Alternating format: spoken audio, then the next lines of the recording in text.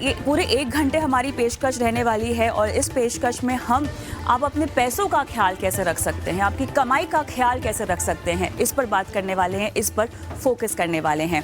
और जैसे कि मैंने कहा, हमारा जो खास सेगमेंट होता है हर सोमवार को हम लेकर आते हैं फंड का फंडा, और इसमें आज फ्लेक्सी कैप फंड की बात हो रही है और इसमें भी पराग पारिक फ्लेक्सी कैप की हम बात करेंगे। और तमाम तरह के सवाल आते हैं इस फंड को लेकर हमारे निवेशकों, दर्शकों से भी। तो हमने फंड मैनेजर साहब को ही बैठा दिया हमारे साथ जुड़ रहे हैं रुकुन ताराचंदानी, फंड मैनेजर इक्विटी पराग पारिक म्यूचुअल फंड। और बहुत बहुत स्वागत है रुकुन आपका हमारी इस बेहद खास पेशकश में। और रुकुन, सबसे पहले आपको मुबारकबाद देना चाहती हूँ कि इस कैटेगरी में अगर हम देखें तो आपका फंड एक कंसिस्टेंट परफॉर्मर रहा है। बाज़ार में हमने तेज़ उतार चढ़ाव देखा है, लेकिन उसके बावजूद भी आपका फ़ंड और आपकी स्टॉक पिकिंग काफ़ी हद तक आप ही की कैटेगरी के बहुत सारे फंड्स के मुकाबले बेहतर रही है। तो चलिए शुरुआत उस राज के खुलासे के साथ ही करते हैं। आपकी स्ट्रैटेजी की अगर मैं बात करूं, आपकी स्टॉक पिकिंग की अगर मैं बात करूं, क्या राज है बेहतरीन और कंसिस्टेंट बेहतरीन परफॉर्मेंस का? तो थैंक यू कविता, मुझे शो पे इनवाइट करने के लिए धन्यवाद। सो हमारा फंड, एक तो हमारा फंड फ्लेक्सी कैप है, तो हम अक्रॉस मार्केट कैप और अक्रॉस सेक्टर्स पे भी हमें अपॉर्चुनिटी दिखता है, हम उसका बेनिफिट ले सकते हैं। हमारे फंड के परफॉर्मेंस में दो तीन चीज़ों ने हमें हेल्प किया है। पहला ये है कि हम काफ़ी वैल्यू कॉन्शियस रहे हैं हमारे इन्वेस्टमेंट्स में। तो जब भी मार्केट्स एक्सपेंसिव रहे तब हमने अपना कैश होल्डिंग्स हमारे ज़्यादा रहे थे, तो जब मार्केट्स करेक्ट हुए तो हम वो चीप वैल्यूएशंस का फ़ायदा ले पाए थे।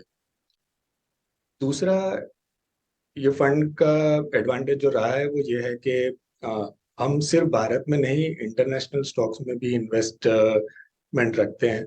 तो काफ़ी बार अगर आप हिस्ट्री देखेंगे तो 10-15 साल में ये हुआ है कि 5-7 साल यूएस या डेवलप्ड मार्केट्स आउट परफॉर्म करते हैं, फिर 5-7 साल इमर्जिंग मार्केट्स आउट परफॉर्म करते हैं, और ये साइकिल चलता रहता है। जब आपके फंड में दोनों एक्सपोजर्स हैं तो एक तो वॉलेटिलिटी थोड़ा कम हो जाता है, और दूसरा जब एक सेगमेंट अच्छा नहीं कर रहा होता है तो वो दूसरा उसको ऑफसेट कर लेता है। तो जैसे कोविड के टाइम पे हमारे टेक स्टॉक्स, जो यूएस टेक स्टॉक्स थे, उन्होंने काफी अच्छा किया। लास्ट ईयर भी हमारे यूएस टेक स्टॉक्स ने काफी हेल्प किया है परफॉर्मेंस को। तो being value focused and having a good diversification, इन चीजों ने हेल्प किया है। रुकुन, अब ये बताएं, अक्रॉस मार्केट कैप्स, क्योंकि फ्लेक्सी कैप फंड की बात कर रहे हैं, हम दर्शकों को बता दें कि ये ऐसी कैटेगरी है। पहले आपके पास सिर्फ मल्टी कैप फंड हुआ करते थे, जहां पर अलग अलग एक्सपोजर रेशियो के मुताबिक फंड मैनेजर्स उसमें निवेश करते थे, large cap, mid cap, small cap. और उसके बाद बदलाव किया गया और फ्लेक्सी कैप ऐसी कैटेगरी बनाई गई जहाँ पर आपको तीनों मार्केट कैप फंड मैनेजर के थीम के मुताबिक आपको एक्सपोजर मिल जाएगा। अब जो मल्टी कैप है उनमें एक तय सीमा तक ही आप अक्रॉस मार्केट कैप्स पैसे लगा सकते हैं फंड मैनेजर के नज़रिए से। लेकिन अब अगर रुकुन, मुझे समझना हो कि आपके पूरे फंड में किस तरह का एक्सपोजर है अक्रॉस मार्केट कैप्स, तो क्या नंबर होगा रेशियो वाइज? हमारा एक्सपोजर अभी रफली 65% लार्ज कैप है, 15% के आसपास हमारे पास स्मॉल एंड मिड कैप्स है, और 18% के आसपास कैश, डेट और आर्बिट्राज। तो रुकुन, अगर फ्लेक्सी कैप फंड की बात करूं और पराग पारिक का फ्लेक्सी कैप की बात करूं, तो दर्शकों को बताना ज़रूरी होगा कि इनका जो फंड है वो largely large cap focused fund है, ठीक है। ऐसे में जैसा आपने रेशियो भी बताया, आपका रेशियो लार्ज कैप्स में ज़्यादा है। सवाल यहाँ पर ये है कि काफ़ी समय तक हमने इनको अंडर परफॉर्म करते हुए देखा, जहाँ तक मैं लार्ज कैप्स की बात करूँ, और अब जाके बहुत हम देख रहे हैं कि वैल्यूएशंस अट्रैक्टिव होते हुए दिखाई दे रही हैं। आपका मानना है वैल्यूएशंस कितने अट्रैक्टिव हो गए हैं लार्ज कैप में, और मिड कैप, स्मॉल कैप से अगर हम कंपेयर करना चाहें तो वाकई यहाँ पर एक अट्रैक्टिवनेस है, एक कंफर्ट है, जहाँ पर लार्ज कैप्स में फ़िलहाल दाव लगाई जा सकती है। एज अ फंड मैनेजर आपका पूरा व्यू इस कैटेगरी पर? हाँ, तो अगर आप 10-15 या 15-20 साल का हिस्ट्री देखेंगे तो लार्ज कैप्स की तुलना में स्मॉल कैप्स 15 से 20% या 20 से 25% डिस्काउंट पे ट्रेड करते हैं ऑन एवरेज। बट अभी वो डिस्काउंट 10% से कम रह गया है। काफी सेक्टर्स में तो small and mid caps large caps से ज्यादा प्रीमियम पे ट्रेड कर रहे हैं। तो overall small and mid caps में वैल्यूएशंस एक्सपेंसिव है। काफी स्टॉक्स जिनकी बैलेंस शीट्स अच्छी नहीं है या जहाँ पे रिटर्न रेशियोज अच्छे नहीं है, उनने भी अच्छा रिटर्न दिया है लास्ट 2-3 साल में। बट लॉन्ग टर्म में जब एक करेक्शन आता है तब यही स्टॉक्स सबसे ज्यादा करेक्ट भी होते हैं। तो इस समय पे हमारा फेवर और हमारा एलोकेशन प्रेफरेंस लार्ज कैप की तरफ ज्यादा है। वहां पे हमारे हिसाब से वैल्यूएशन ज्यादा रीजनेबल है और अपॉर्चुनिटी सेट बेटर है। तो जैसा कि आपने कहा कि लार्ज कैप्स जो है डिस्काउंट पर मिल रहे हैं और कुछ कुछ जगह पर प्रीमियम भी है, तो ओवरऑल अगर हम देखें तो कहाँ आपको लगता है कि डिस्काउंट जो है वो अब कम हो चुके हैं लार्ज कैप कैटेगरी में, क्योंकि एक रिवर्सल भी होता हुआ हमने देखा है, तो ऑब्वियसली जो पहले डिस्काउंटेड रेट्स थे वो अब नहीं रह गए होंगे, और कहाँ पर आपको लग रहा है कि प्रीमियम वैल्यूएशंस है लार्ज कैप की? कौन कौन से पॉकेट्स आप यहाँ पर आइडेंटिफाई हमें करवा के दे सकते हैं? मैं ये कह रहा था कि स्मॉल कैप्स जो टिपिकली ज्यादा डिस्काउंट पे ट्रेड करते हैं, आज की डेट में वो कम डिस्काउंट पे ट्रेड कर रहे हैं। तो लार्ज कैप ज्यादा अट्रैक्टिव है।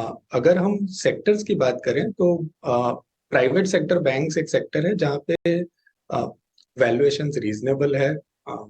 ये बैंक्स ने over the long term public sector banks के कंपैरिजन में मार्केट शेयर गेन किया है। इनने लास्ट साइकिल में एसेट क्वालिटी भी बहुत अच्छा मेंटेन किया है। तो एनपीएस बहुत कम है आज, लोन ग्रोथ भी डिसेंट रहा है, और आगे भी हमें लगता है कि ये बैंक्स पब्लिक सेक्टर बैंक्स के कंपैरिजन में मार्केट शेयर गेन करते रहेंगे। तो ओवरऑल इस सेगमेंट में हमें वैल्यूएशंस रीजनेबल लग रहे हैं। थोड़ा सा हमें मिड कैप और स्मॉल कैप के बारे में बात करनी होगी। आपके फंड में तो खैर एक्सपोजर है ही, लेकिन उसके अलावा मिड कैप स्मॉल कैप्स को लेके बहुत सारे सवाल आम निवेशक और दर्शक के जहन में आते ही हैं। तो उम्मीद ये थी मिड कैप स्मॉल कैप से उनके बहुत अच्छा करेक्शन देखने को मिलेगा और उसके बाद जो हाई रनअप था, वैल्यूएशंस थे, वो थोड़े से कम हो जाएंगे। लेकिन अब आपके मुताबिक मुझे ये समझना है कि जिस करेक्शन की उम्मीद की जा रही थी वो तो आया नहीं है।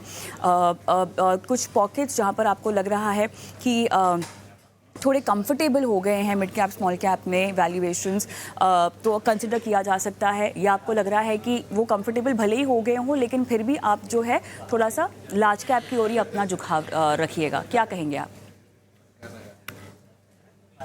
तो मुझे लगता है कि रिटेल पार्टिसिपेशन इस सेगमेंट में काफी स्ट्रांग रहा है। अगर आप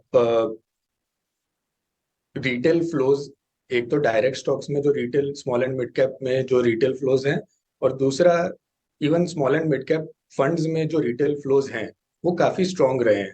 पिछले 1-2 महीने में वो थोड़ा सा मॉडरेट हुआ है, बट अगर लास्ट 1-2 साल देखेंगे तो overall small and mid cap mutual funds में रिटेल फ्लोज, फंड फ्लोज काफी स्ट्रांग रहे हैं। तो उस वजह से ये सेगमेंट में हमें कोई मेजर वैल्यूएशन करेक्शन दिखा नहीं है अभी तक। फंडामेंटली भी इकोनॉमी अच्छा कर रहा है, ज्यादातर कंपनीज के बिजनेस अच्छे कर रहे हैं, तो वैल्यूएशन करेक्शन का कोई रीजन मिला नहीं है आई थिंक मार्केट को अभी। बट ये हमने अक्रॉस साइकिल्स देखा है कि जब मार्केट्स अच्छा करते हैं, इकोनॉमी अच्छा करते हैं, तो ये स्टॉक्स काफी अच्छा करते हैं। बट जब इकोनॉमी या मार्केट वीक होता है तो ये स्टॉक्स करेक्ट भी ज्यादा होते हैं।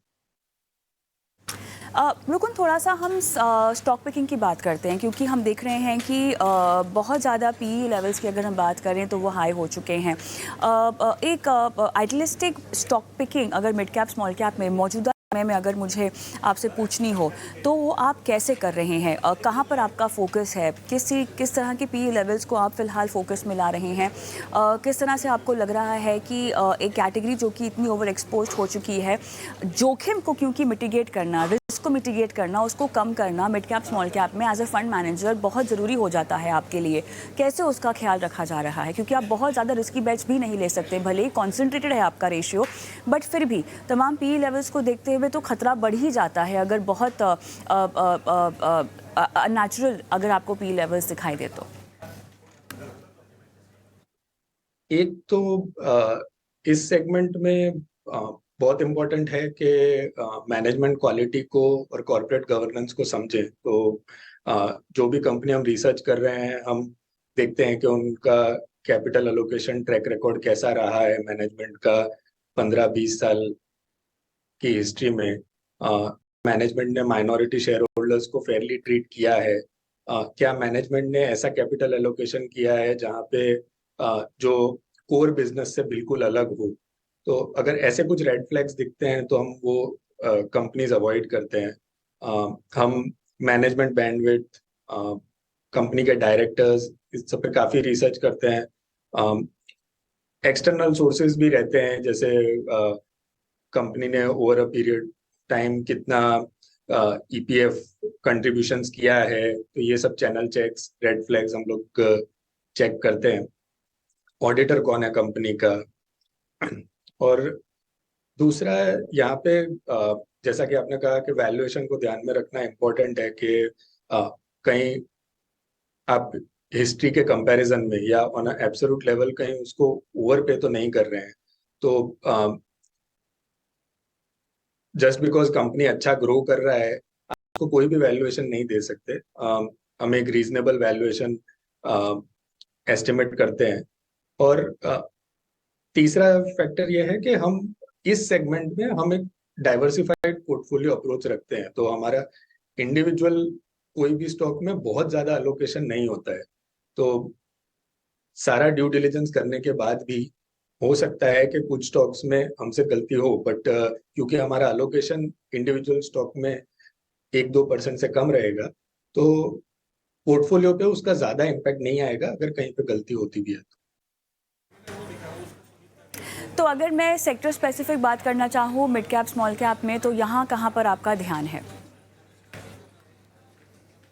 तो इस सेगमेंट में हम सेक्टर स्पेसिफिक नहीं जाते हैं, हम काफी बॉटम अप हैं। इस सेगमेंट में नहीं जनरली, बट हम लोग काफी बॉटम अप स्टॉक पिकिंग करते हैं। तो हम लोग इस थॉट प्रोसेस से नहीं जाते कि हम इस सेक्टर में इतना एलोकेशन करेंगे। अगर आप देखेंगे तो काफी अलग अलग टाइप की कंपनीज हैं। कैपिटल मार्केट्स रिलेटेड कंपनीज हैं, जैसे आईएक्स है, एमसीएक्स है, सीडीएसएल है, मोतीलाल ओसवाल है। यूटिलिटी में गैस यूटिलिटीज में हमारे पास इंद्रप्रस्थ गैस है। ईआईडी पैरी है जो एक होल्डिंग कंपनी है। ओरेकल है जो एक आईटी कंपनी है। तो यहाँ पे कोई स्पेसिफिक सेक्टर स्पेसिफिक अप्रोच नहीं है। हर एक कंपनी को हम लोग डीपली एनालाइज करते हैं, देखते हैं कि उनके पास कोई कंपेटिटिव एडवांटेज है कि नहीं है, और वैल्यूएशन रीजनेबल है कि नहीं, मैनेजमेंट अच्छा है कि नहीं, और फिर उसमें अलोकेशन लेते हैं। तो कोई सेक्टर स्पेसिफिक थीम नहीं मिलेगा इसमें। रुकुन, आपके एक फंड की बहुत बड़ी यूएसपी थी कि अंतर्राष्ट्रीय बाजार में भी आप निवेशकों को एक्सपोजर देते थे। अब जब से एक कैप आ गई है, लिमिट आ गई है, तब से हमने देखा है कि उस तरीके का नया निवेश अंतर्राष्ट्रीय बाजार में नहीं होता हुआ दिखाई दे रहा है। आप लगातार रेगुलेटर से बातचीत में रहते होंगे। अब ये बताएं कि इंटरनेशनल रोक कब तक हट सकती है, क्या इसको कंसिडर किया जा रहा है?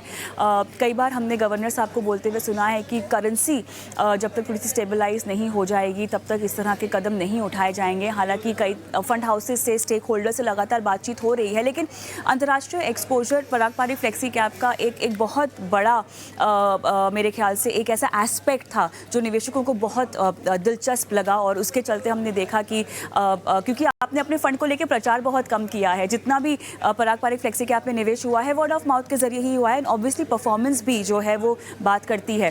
तो अंतर्राष्ट्रीय निवेश को लेकर फिलहाल क्या स्थिति है, और रुकुन ये बताएं। तो जैसा आपने कहा, अभी इंक्रीमेंटल इन्वेस्टमेंट तो इंटरनेशनल स्टॉक्स में बंद है। अगर कहीं पे कुछ डिविडेंड आता है या बायबैक होता है तो वो हम री इन्वेस्ट कर पाते हैं एडिशनली इन स्टॉक्स में, बट ओवरऑल इंक्रीमेंटल इन्वेस्टमेंट बंद है। इसके बाद भी हमारा करीबन 15-16% एक्सपोजर है इंटरनेशनल स्टॉक्स में। रेगुलेटर की बात करें तो आरबीआई गवर्नर ने थोड़े समय पहले स्टेटमेंट दिया था कि जब उन्हें कंफर्ट आएगा कि हमारा एक्सटर्नल कंडीशंस, हमारा करंट अकाउंट डेफिसिट, ये सब स्टेबल है और रुपी स्टेबल रहेगा, तब वो इसको जो लिमिट को बढ़ाएंगे। तो हमें आशा है कि होगा जल्दी, बट पता नहीं। रुकुन, वैसे तो आपने कहा है कि लार्ज कैप की ओर आपका झुकाव ज़्यादा है फंड का, लेकिन क्या आने वाले समय में मिड कैप स्मॉल कैप में एक्सपोजर बढ़ता हुआ दिखाई दे सकता है? क्या ऐसी कोई रणनीति है? आज के समय में तो जैसा मैंने कहा कि यहाँ पे वैल्यूएशंस एक्सपेंसिव है, तो हमारा प्रेफरेंस लार्ज कैप स्टॉक्स में है। आगे जाके मार्केट कंडीशंस के हिसाब से हम लोग इवेल्युएट करेंगे। अगर कभी करेक्शन आता है mid and small cap stocks में, तो हम हमारा स्टैंड वापस इवेल्युएट करेंगे, देखेंगे कि वहाँ पे इंक्रीज कर सकते हैं क्या क्या अच्छे स्टॉक्स करेक्ट हुए। चलिए, मुझे पता है आप एक फंड मैनेजर हैं, शॉर्ट टर्म बात नहीं करेंगे, लेकिन देखिए हमारे दर्शक तो शॉर्ट टर्म भी होते हैं, मिड टर्म भी होते हैं, लॉन्ग टर्म भी होते हैं। और अगर मैं एक नियर टर्म ट्रिगर समझना चाहूँ बाजार के लिए, घरेलू बाजार के लिए, तो इलेक्शन एक बहुत बड़ा ट्रिगर है। कोई स्पेसिफिक सेक्टर स्पेसिफिक एलोकेशन जो आपके रडार पे हो, या आपको लगता है कि आने वाली कुछ तिमाहियों में यहाँ पर कुछ जोर पकड़ा जा सकता है और यहाँ पर कुछ देखा जा सकता है? देखिए, जैसा आपने कहा, हम लोग लॉन्ग टर्म व्यू लेते हैं। अगर आप कोई भी 5 साल का व्यू लेंगे या 6 साल का व्यू लेंगे तो उसमें एक चुनाव तो आने ही वाला है। हमारा हमारा थॉट प्रोसेस ये रहता है कि ऐसी कंपनीज ले जो अलग अलग कंडीशंस में, अलग अलग मार्केट एनवायरनमेंट में जो अपना बिजनेस ग्रो कर सके, जो अपना मुनाफा बढ़ा सके। तो इलेक्शंस के रहते कुछ सेक्टर्स हैं जहाँ पे वॉलेटिलिटी रहेगी, जैसे पीएसयू कंपनीज में थोड़ा वॉलेटिलिटी रहेगा। सब्सिडी से रिलेटेड जो कंपनीज होती हैं, ओएमसीज है इधर, या फर्टिलाइजर कंपनीज है, इन सब में वॉलेटिलिटी रह सकता है, डिपेंडिंग के लोग क्या व्यू ले रहे हैं कि नया गवर्नमेंट क्या पॉलिसीज लाएगा। But as a fund house हम लोग ये शॉर्ट टर्म प्रेडिक्शंस पे ज्यादा फोकस करते नहीं है। अगर एक अच्छा बिजनेस है जो अच्छे मैनेजमेंट चला रहा है तो ओवर द साइकिल वो हमें डिसेंट रिटर्न्स डिलीवर करेगा। ऑलराइट रुकुन, मेरे ख्याल से मेरे पास समय फ़िलहाल इस चर्चा के लिए यहीं समाप्त हो गया है, लेकिन बहुत बहुत धन्यवाद आपका। पराग पारिक फ्लेक्सी कैप फंड पे आपने तमाम बारीकियां दर्शकों के सामने रखी और अपनी स्ट्रैटेजीज भी साझा की। धन्यवाद। तो फंड का फंडा में आज था पराग पारिक का फ्लेक्सी कैप फंड। इस फंड से जुड़े सवाल अगर आप भी हमसे पूछना चाहते हैं तो बिल्कुल अपने सवाल हम तक पहुंचा सकते हैं व्हाट्सएप के ज़रिए या यूट्यूब के कमेंट बॉक्स के ज़रिए। लेकिन फ़िलहाल मुझे एक ब्रेक लेना होगा, क्योंकि ब्रेक के बाद हम शुरुआत करने वाले हैं आपकी लाइव फाइनेंशियल प्लानिंग